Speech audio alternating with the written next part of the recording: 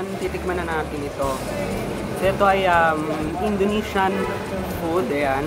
So, tikman muna natin yung kanilang rice. Sarap siya, guys. Tama lang yung lasa niya. Kasi ito yung rice inspired talaga sa Indonesia.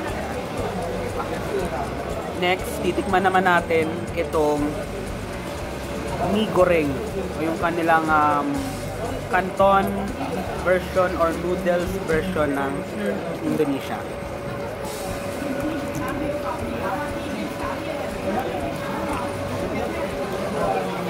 Okay siya. Masarap din. Parang ano, pero kakaiba yung lasa niya compared dun sa ibang mga noodles or canton na kadalasang natikman natin. Pero ito kakaiba dahil unique siya. Masarap. Hindi ko lang alam kung ano tong yellow na to. Yan. Tikman natin.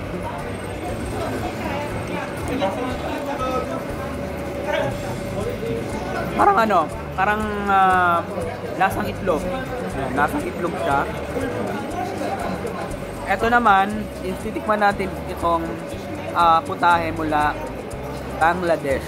So, hindi ko lang alam kung anong pagkain to, pero ito raw ay galing Bangladesh.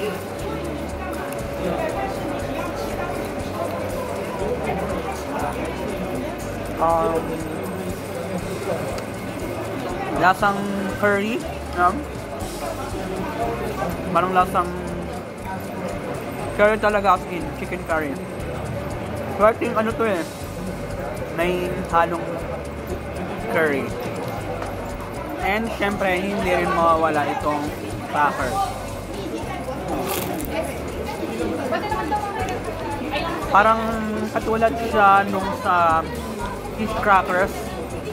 Yan o, parang fish crackers talaga siya.